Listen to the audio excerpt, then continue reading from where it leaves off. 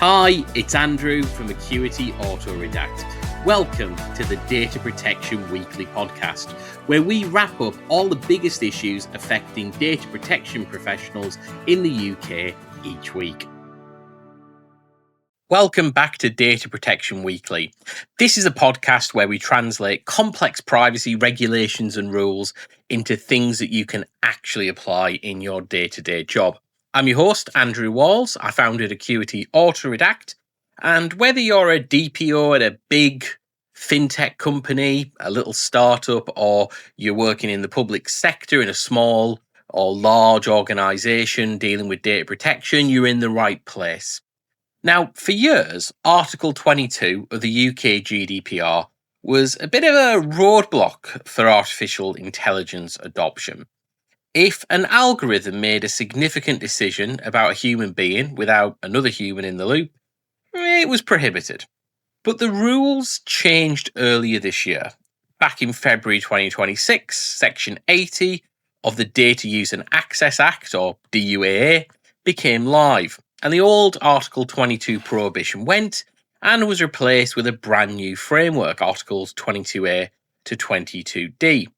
The UK then moved from a stance of, well, it's not permitted unless, to it's permitted as long as you have safeguards.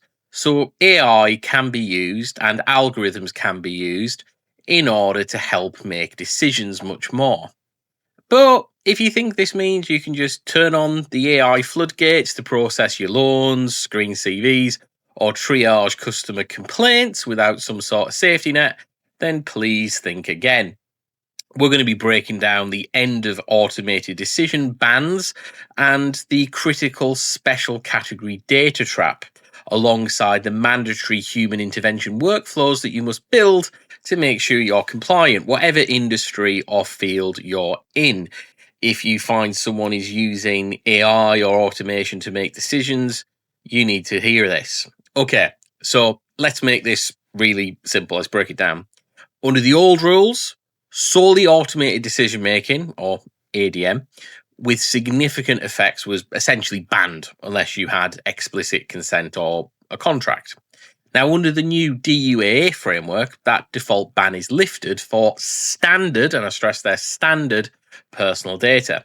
You can now rely on a broader lawful basis, like legitimate interests or completing a public task, to run these automated systems. And this is primarily because the government actually wants you to use AI to work faster. You may remember the government back in its early days said that it was on the side of AI innovation and using AI to make workflows more efficient, and that's part of why it's influenced the law. But it's not quite as simple as let's just make it so you can do all the automated decision making and all the AI decision making that you want. There is a catch. The law didn't remove the rules, it just shifted the responsibility. So you're allowed to use automated decision making, or ADM as we referred to it before, but only if you implement 4 strict mandatory safeguards under the new Article 22C. Here they are. Number 1, you have to tell the person that it's happening. I mean, this is a standard one for us as DPOs, isn't it? But you need to make sure that you're transparent with everything you're doing with data. Number 2, you have to let them make representations. So they have to be able to talk to somebody about the data. And critically, challenge decisions if they disagree with them. It's not just to let AI make all the decisions. You have to let a human turn around and challenge the decision if they want to and be heard by a human. You have to offer a route to meaningful human intervention as well. There has to be a route for that to take place. And 4, they have to be able to contest the machine's decision, and this should be made easy to accomplish. So a massive warning here. The ban as well is not lifted for special category data. So things like health data, race data, biometric data. So if your AI uses sensitive data to make a decision, the old strict prohibitions still completely apply. So let's get a bit tactical, okay? It's Monday morning, your business wants to deploy an AI system.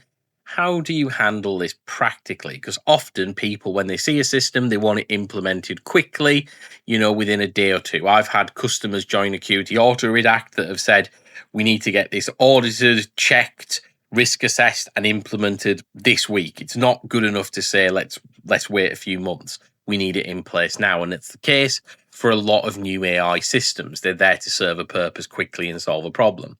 So here's your 3-step Monday morning strategy, whatever industry you work in, if you come across this situation. Number 1, the rubber stamp reality check.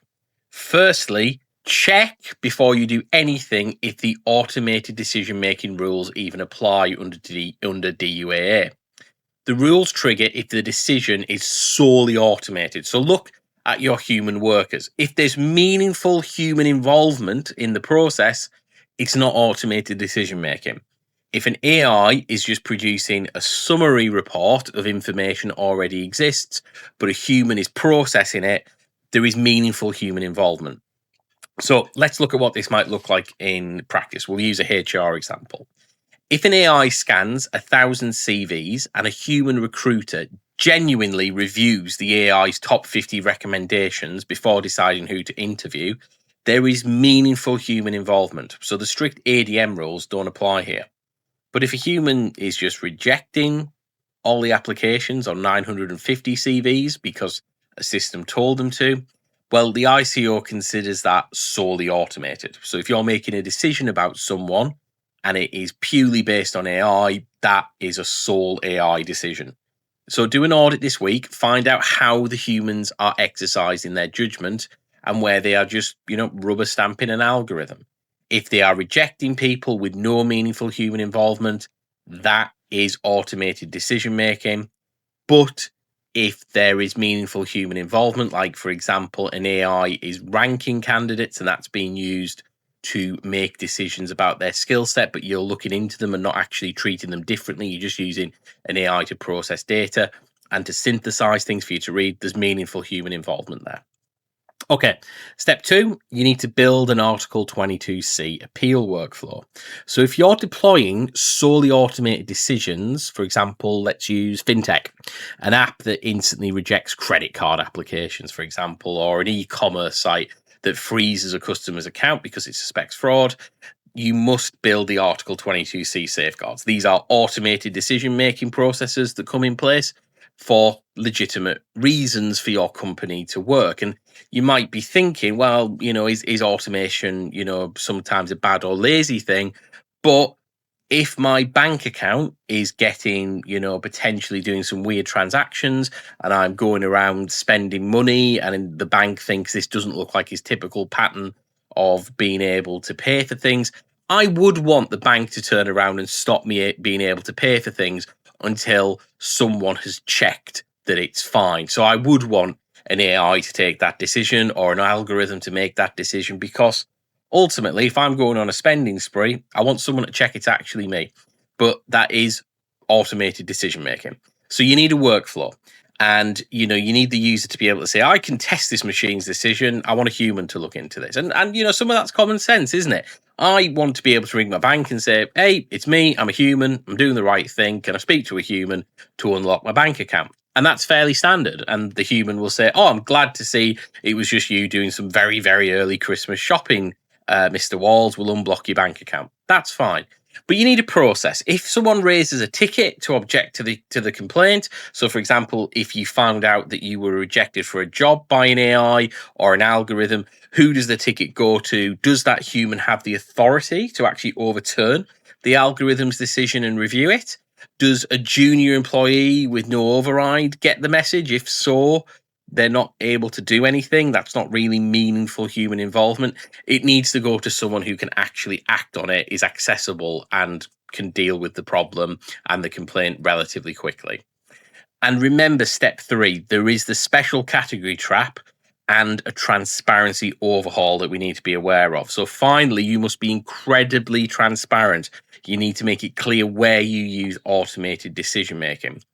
And if you're a health insurance provider, dynamically adjusting premiums based on a fitness tracker data that's coming off a watch, that's special category data. So the relaxed rules don't apply to you. If you're processing medical data, you do not use automated decision making. You still need explicit consent or a strict legal gateway before that data can be used in automated decision making. And it can't be hidden. It can't be something that's at the bottom of some terms and conditions. It is transparency. You need an overhaul, as I refer to it, of transparency to make it really clear of how you are using that data. And for everyone else, the days of hiding your algorithmic logic at the bottom of a privacy policy are definitely over. If a system makes a decision, as I said, it needs to be put in plain English on a notice as something that comes up on the screen, really prominent at the top of your policies. It needs to be really clear that you're doing it. So let's recap. Section 80 of the DUAA has flipped the script from you can't use automated decision making to look, it's permitted, but let's just put some safeguards in place to get this right. You've got to audit human involvement. You've got to build robust workflows where people can actually contest automated decision making, and it goes to somebody who can actually review it and do something about the decision if it is wrong or if the complaint is valid in their view. And, when it comes to special category data, the rules are heavily restricted. You need a really black and white contract, absolute transparency, total consent being the most critical word there, that they have given with a complete transparency of what you're doing before you can even begin to touch it. So that's it for this week's episode of Data Protection Weekly. Thanks as always for tuning in. And if you found this valuable, please share it with a colleague in your industry. And remember, if you are a data protection officer who is processing lots of documents for DSAR requests, be sure to check out acuityautoredact.com. Just Google Acuity Auto Redact or go to acuityautoredact.com. You can sign up, register, and process up to 200 pages of documents for free that will be automatically redacted to prepare and make easy the redaction process for a DSAR workflow. And if you like the product from there, there's some really affordable packages. If you're absolutely sick of manually redacting documents, do check out Acuity Auto Redact. Thanks a lot, and looking forward to talking next week. Data Protection Weekly. Data Protection.